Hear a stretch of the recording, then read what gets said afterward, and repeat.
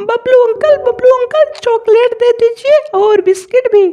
बबलू कौवा एक किराने की दुकान पर रहता था।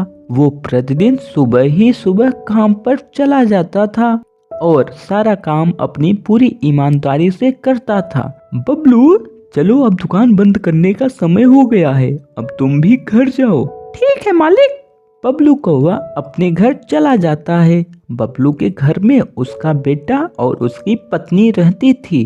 पापा मेरे स्कूल में फीस जमा कर दीजिए, मैडम बोल रही थी। ठीक है बेटा, कल जमा कर देंगे। अगली सुबह, चलो पापा मुझे स्कूल छोड़ दीजिएगा और वैसे फीस जमा कर दीजिएगा। चलो बेटा। बबलू अपने बेटे के साथ स्कूल जाता है और फीस जमा करके सीधे दुकान पर चला जाता है। बबलू भैया बिस्किट दे दीजिए। Bablu uncle chocolate. Bablu uncle हमको पूरा सामान दे दीजिए। पूरे जंगल में सभी पक्षी बबलू के ही दुकान से सामान लेते थे और बबलू की दुकान बहुत तेज चल रही थी। तभी बबलू कहता है, हे भगवान, ये मुझे क्या हुआ? ये तो दिन प्रतिदिन मेरी तबीयत खराब हो रही है। और इधर बबलू कौवा का बेटा स्कूल के बहाने जंगल में अपने दोस्तों के साथ घूम रहा था। ऐसा ये डेली करता है। कुछ सालों बाद, बबलू कौवे, अब तो तुम बूढ़े हो चुके हो, तुम्हें आराम करना चाहिए। क्या करूं मालिक,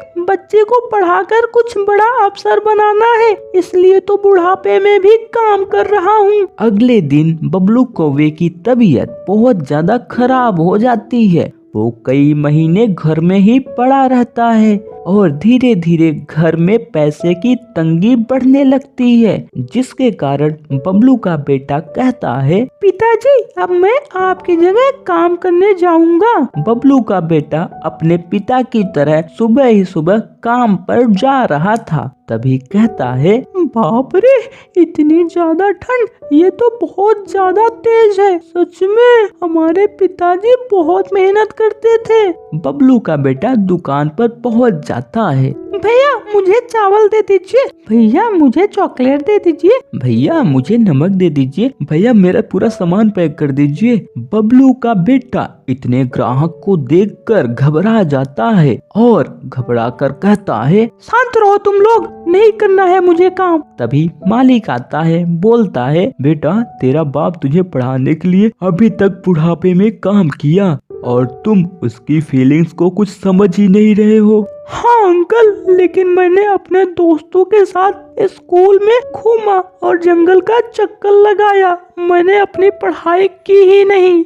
अगर आज मैं अच्छे से पढ़ा होता तो मैं अपने पिताजी का सपना जरूर पूरा करता। सारी मेरी गलती है। अब मुझे समझ में आ गया कि एक पिता कितनी ज्यादा मुश्किलें झेलकर अपने बच्चे को पालता है। अब मैं ऐसा कभी नहीं करूँगा और अपने दोस्तों को भी नहीं करने दूंगा, और आप लोग भी ऐसा कभी मत करिएगा। अगर कहानी पसंद आई होगी तो वीडियो को लाइक कर दीजिएगा। ऐसी और वीडियो को देखने के लिए चैनल को सब्सक्राइब करके बेल आइकन को दबाना ना भूलिएगा।